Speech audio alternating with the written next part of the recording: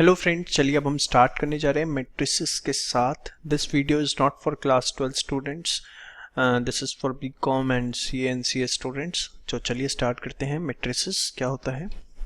सबसे पहले अगर हम बात करें कि एक मैट्रिक्स होता क्या है, तो it's basically rectangular arrangement of numbers. Numbers का रेक्टेंगुलर अरेंजमेंट ही क्या कहलाता है? मैट्रिक्स। फॉर एग्जांपल, हमने कुछ नंबर लिखे 3, 2, 4, 5, 6, 7, 2, 1, 5, 0, 7, 3। तो हमने एक रेक्टेंगल बनाया ये।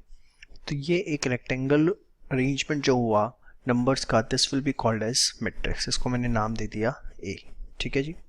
अगर आप इसे ऐसे देखेंगे तो this is technically known as rows. क्या बोला जाता है इसको? रोज। जबकि अगर आप इसको ऐसे देखेंगे तो इसे टेक्निकली बोला जाता है कॉलम्स। क्या बोला जाता है? कॉलम्स। और यहां पर हम लिखते हैं ऑर्डर ऑफ मैट्रिक्स की। जो मैट्रिक्स आपने बनाया है इसका ऑर्डर क्या है? ऑर्डर लिखा जाता है हमेशा रो मल्टीप्लाई बाय कॉलम।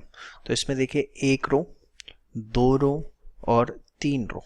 आपके पास तीन रो हैं।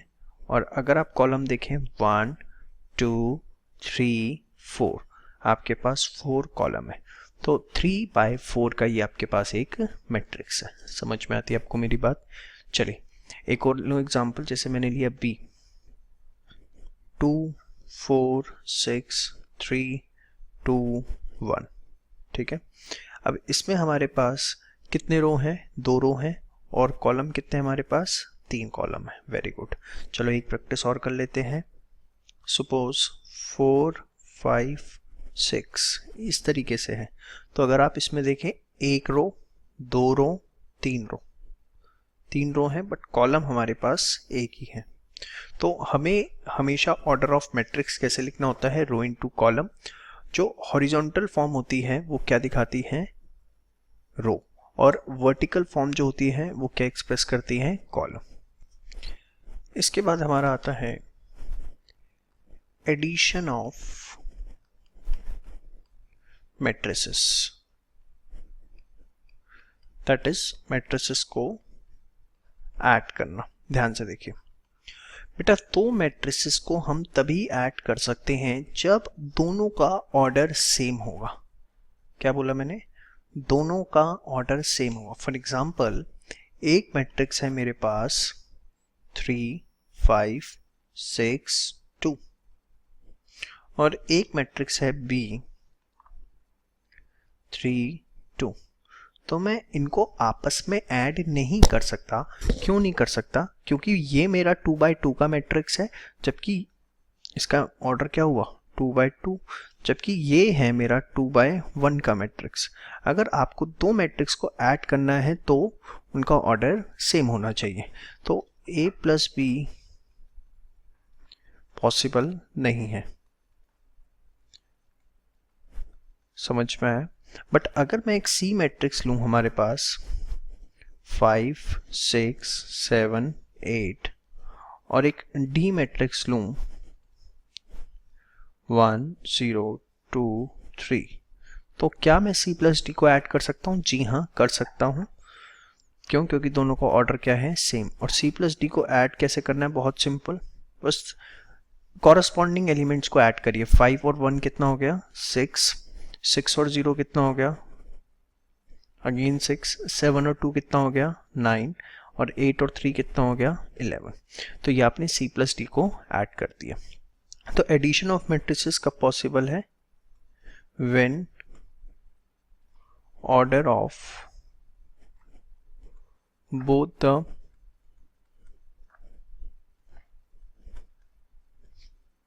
Matrices are same. दोनों ही मैट्रिसेस का जो ऑर्डर है वो क्या है? सेम है।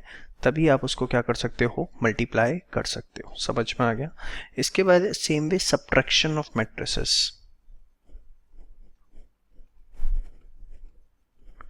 subtraction of matrices। सब्ट्रैक्शन भी कब किया जा सकता है? सेम कंडीशन है जो आपने एडिशन के लिए ली थी, when the order of both the matrices are same. जैसे कि अगर मैं आपको एक मैट्रिक्स दूं A 5 6 2 3 5 4 और एक मैट्रिक्स दूं मैं आपको B 1 0 1 2 3 4, तो अब हमें निकालना है A माइनस B। 5 में से 1 गया 4, 6 में से 0 गया 6, 2 में से 1 गया 1, 3 में से 2 माइनस किया 1, 5 में से 3 माइनस किया 2 और 4 में से 4 माइनस किया 0। ठीक है, तो आपने देखा कि एडिशन और सब्ट्रैक्शन कब पॉसिबल है? अरे बोलो भाई, जब दोनों मैट्रिसेस का ऑर्डर सेम होगा। समझ में आई बात? तो ये आपने अभी बेसिक्स मैट्रिसेस के बारे में सीखे। अब आते हैं हम अपनी मेन पॉइंट पे, जरा ध्यान से देखिएगा। That is the multiplication of matrices.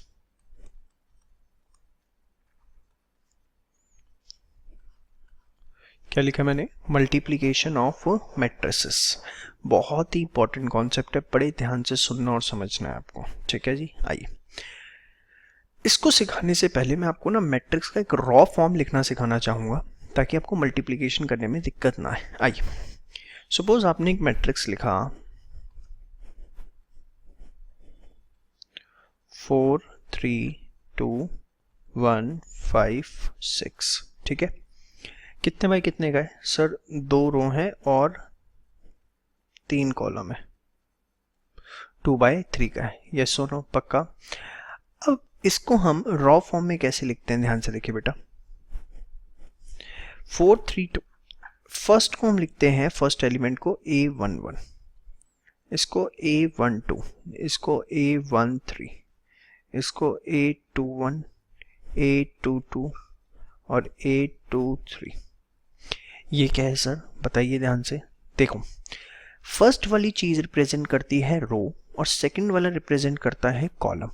First क्या रिप्रेजेंट कर रहा है? रो। ये क्या रिप्रेजेंट कर रहा है? कॉलम। ठीक है, देखो 4 जो है ये फर्स्ट रो में आ रहा है और फर्स्ट कॉलम में आ रहा है बेटा।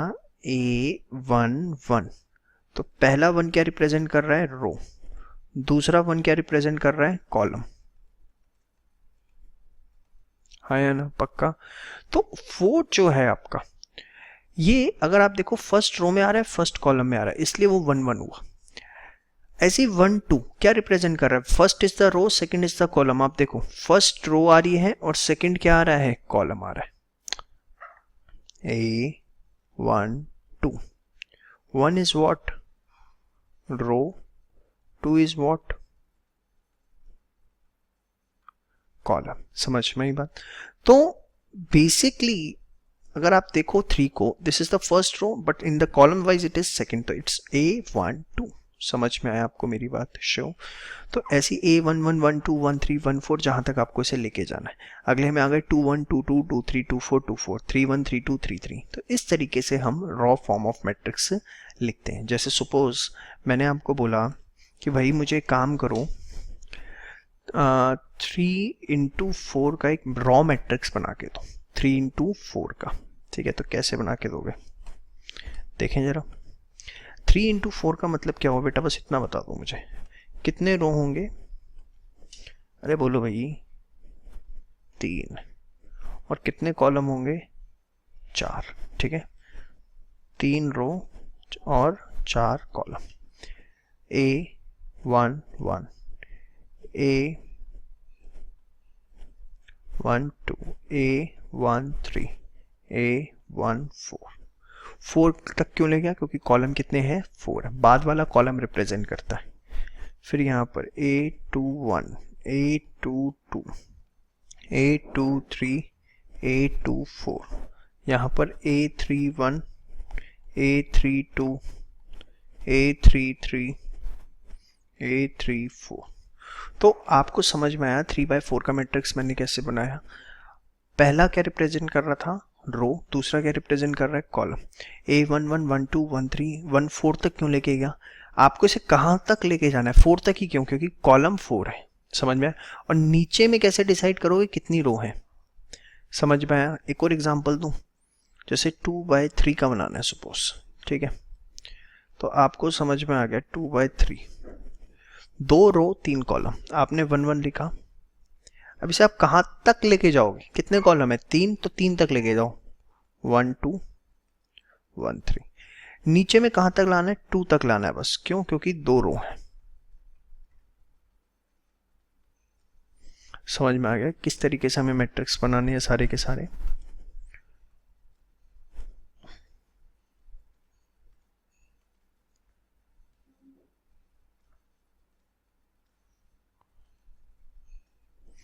तो ये हमारा है 2/3 का matrix.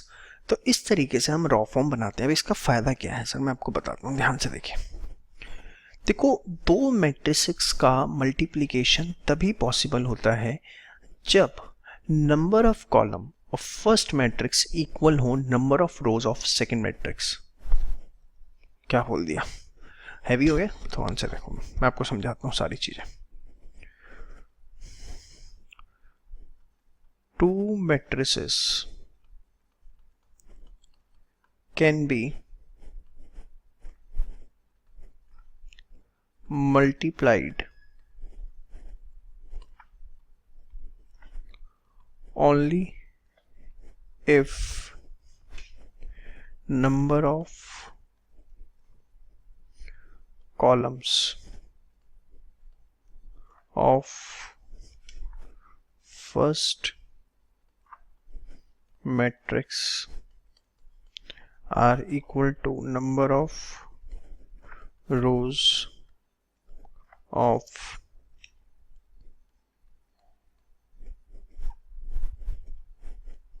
second matrix. First matrix के जो नंबर ऑफ कॉलम है वो इक्वल होने चाहिए number of rows of second matrix के। ये क्या है, आइए जरा देखते हैं। सपोज हमारे पास एक मैट्रिक्स है A 5 6 3 2 4 5, ठीक है। और नेक्स्ट मैट्रिक्स है हमारे पास 3 2 1 4 5 6, ठीक है। अब आप मुझे सबसे पहले ये बताइए, ये जो ए मैट्रिक्स ए है हमारा, ये कितने बाय कितने का है सर, इसमें 2 रो हैं और 3 कॉलम है सर, ये 2/3 का हुआ सर, है जी, है पक्का, श्योर। ये 1 2 3 सर, इसमें सर 3 रो है जी, और इतने ना 2 कॉलम है जी, 3/2 दा हुआ। मेरी बात समझ में आ रही है, पक्का आ रही है, चलो जाग जाओ फटाफट। 2 × 3 और ये 3/2। मैंने आपको क्या बोला, number of column of first matrix should be equal to number of rows of second matrix. This is the primary condition, जिसके बाद ही आप आगे बढ़ सकते हो, अदरवाइज आप आगे बढ़ ही नहीं सकते। ये सुन लो मेरी बात।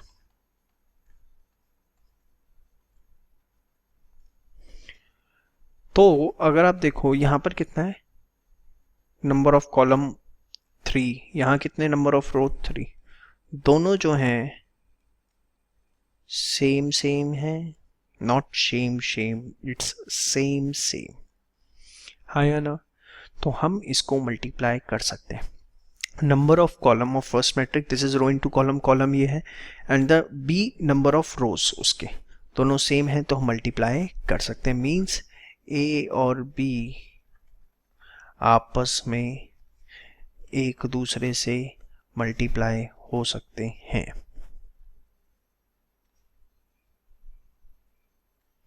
अब आपने एक मैट्रिक्स बना के छोड़ दिया। अब ये 2, ये दोनों सेम है, तो जो ए बी को मल्टीप्लाई करके नया मैट्रिक्स बनेगा, सबसे पहले जो बच गए, इधर 2 बचा इधर 2 बचा, तो जो नया मैट्रिक्स बनेगा वो बचेगा 2/2 का।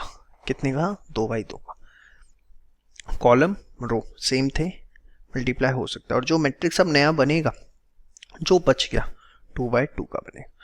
अब आप पहले रॉ फॉर्म बना लो 2/2 की।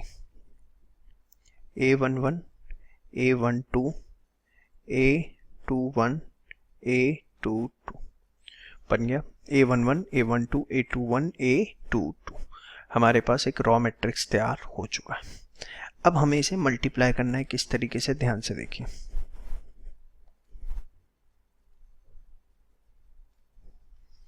किस तरीके से मल्टीप्लाई करना है, रॉ मैट्रिक्स तैयार हो गया। 1 का क्या मतलब है बेटा? अभी बड़े प्यार से समझा रहा था आपको, फर्स्ट रो फर्स्ट कॉलम। 1 का यही मतलब है ना। तो 1 first row first column, this is the first row of first matrix and first column of next matrix. Again I am repeating, 1 is first row first column.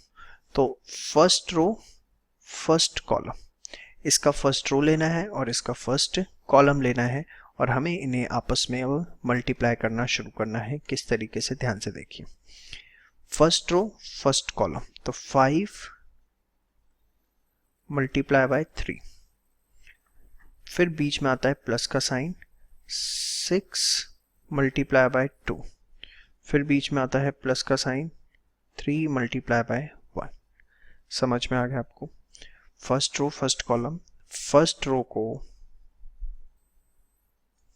इस first column से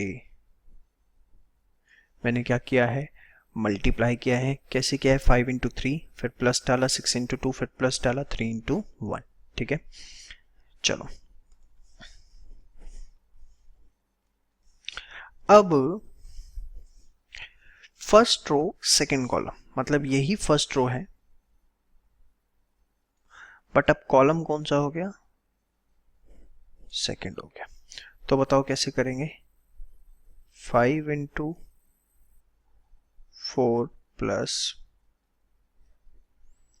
6 into 5 plus 3 into 6, 5 into 4 plus 6 into 5 plus 3 into 6। समझ में आया? फिर 2 1 है। अब second row first column,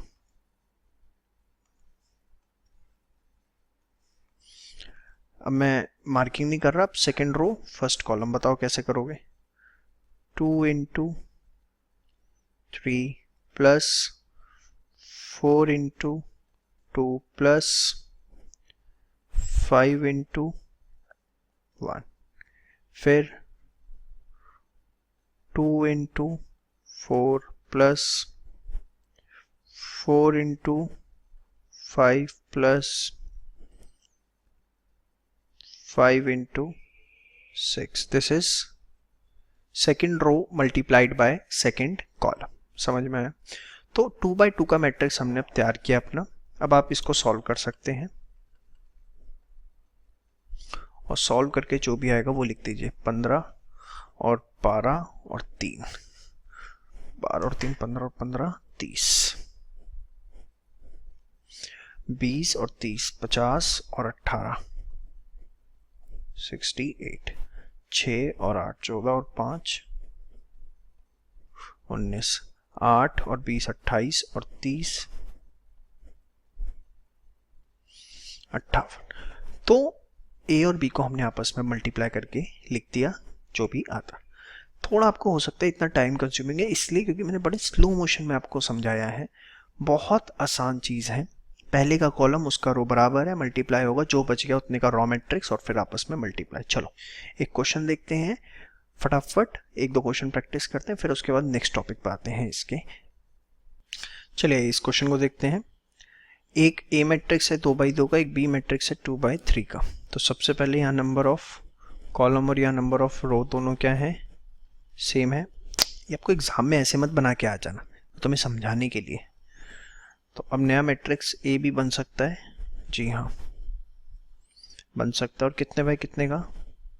2 जो बच गया, 2 मल्टीप्लाई बाय 3, मतलब 2 रो होंगे और 3 कॉलम। जी हाँ, A11, A12, A13, A21, A22, A23।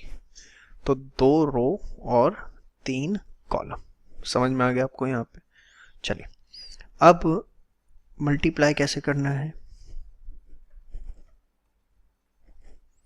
सिर्फ इस पे फोकस करो। फर्स्ट रो को फर्स्ट कॉलम से, first row first column, 5 multiply by 4 plus 2 multiply by 5, ठीक है।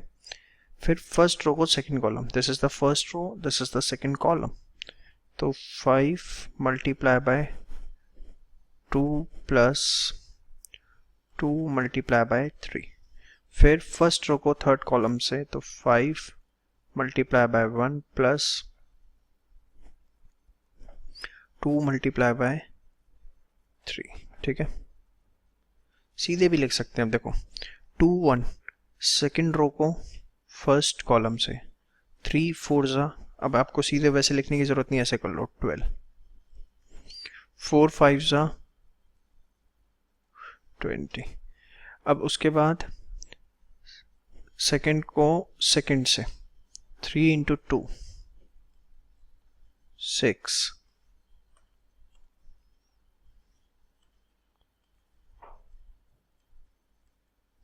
3 इंटू 2 6, 4 इंटू 3 कितना 12। समझ में आया? इसके बाद 2 बाय सेकेंड रो को थर्ड से, सेकेंड को थर्ड से, 3 इंटू 1 3, 4 इंटू 3 12। समझ में आया?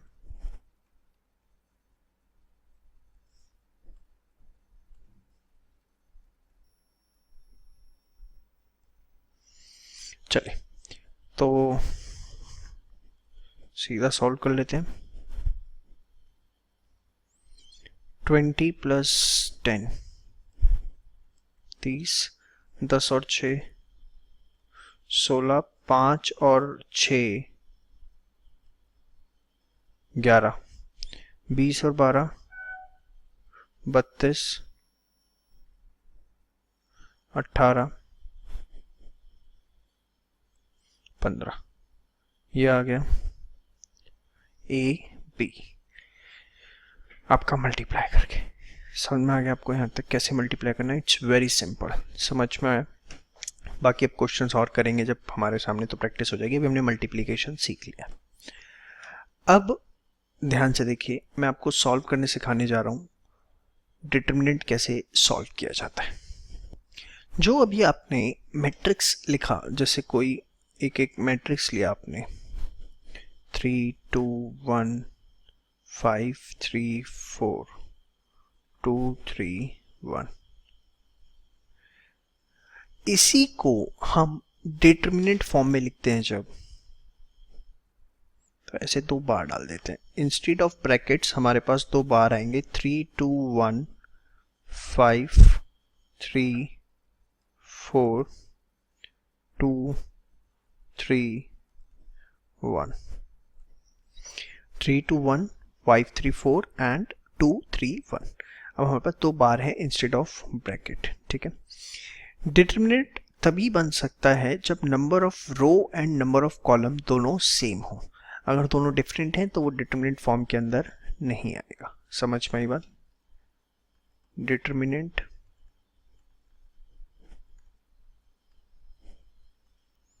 Can be formed only when number of rows are equal to number of columns. Number of rows are equal to number of columns. समझ में है? अब इसको सॉल्व कैसे किया जाता है, इस पे आते हैं। बड़े ध्यान से देखिएगा, बहुत सिंपल है, कुछ भी मुश्किल नहीं है इसके अंदर। सबसे पहला नंबर क्या है? 3। सबसे पहला नंबर क्या है? 3। जो आपने नंबर लिया है, ठीक है, ये 3 लिया है ना, यहां से इस रो को छुपा दो और इस कॉलम को भी छुपा दो। तो अब आपके पास क्या बच रहा है, 3431, क्या बच रहा है 3431। तो आप इसके साइड में लिख दो ऐसे 3431। पहला नंबर मैंने क्या लिया था 3, रो और कॉलम छुपा दी, क्या बचा 3431, उसको मैंने लिख दिया। अब आपने डाला माइनस का साइन। अब आपने क्या करना है,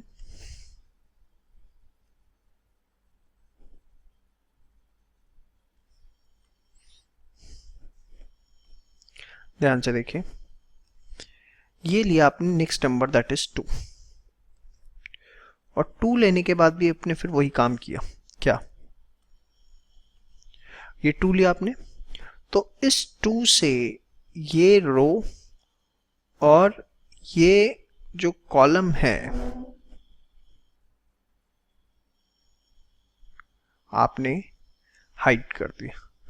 तो अब आपके पास क्या बचा बताओ, 5 4 2 1। समझ में आया? चलिए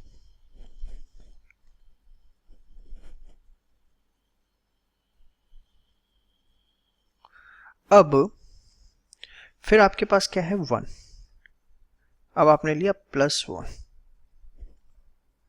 अब 1 से भी वही करो, इसको और इसको छुपा लो, तो क्या बचेगा 5323, 5323। अब आप कहोगे ये प्लस माइनस क्या है, बेटा ये ऐसे चलता है, पहला नंबर प्लस का, अगला माइनस का, फिर प्लस का, 3 ही सॉल्व करने होते हैं। चाहे फर्स्ट से सॉल्व कर लो, चाहे सेकंड से, चाहे थर्ड से, आप जो सिखाया वही सीखो। फर्स्ट नंबर लिया 3, रो कॉलम हाइट किया, 3431 बचा। फिर सेकंड लिया -2 5421, फिर लिया +1, क्या बचा 5323। ठीक है, अब हम इसे सॉल्व कैसे करना है, देखो 3431 को कैसे सॉल्व करना है, मल्टीप्लाई करना है, क्रॉस मल्टीप्लाई। पहले इसको 3 × 1 -4 × 3, समझ रहे हो, मेन डायगोनल जो है 3 × 1, फिर बीच में -4 × 3 -2। सेम वे इसको करना है, 5 × 1 -4 × 2।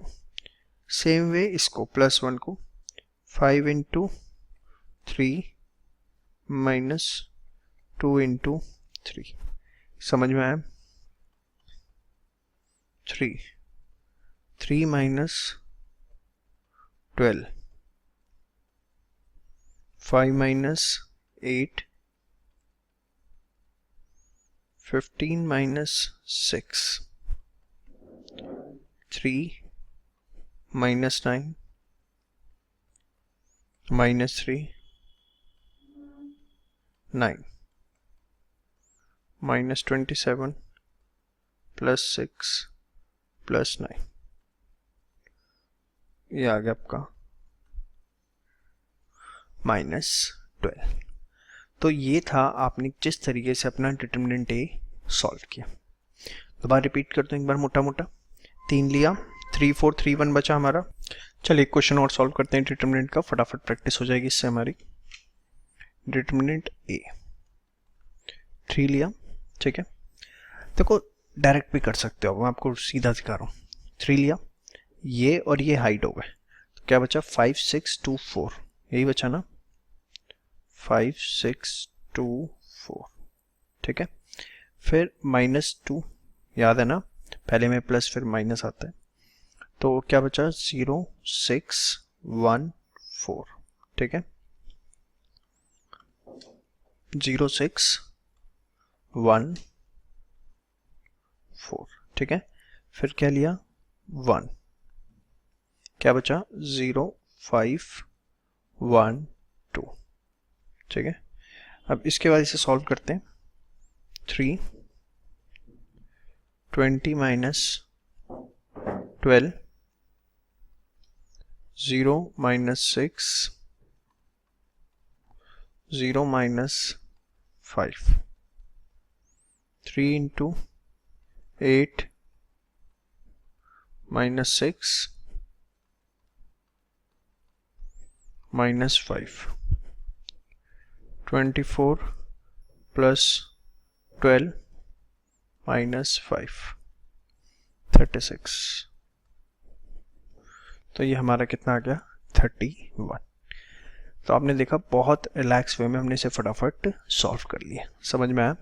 तो ये आपने अभी तक अपना बेसिक मेरे साथ प्रैक्टिस कर लिया। नेक्स्ट पार्ट में मैं आपको ग्रामर्स रूल सिखाने जा रहा हूँ, ठीक है।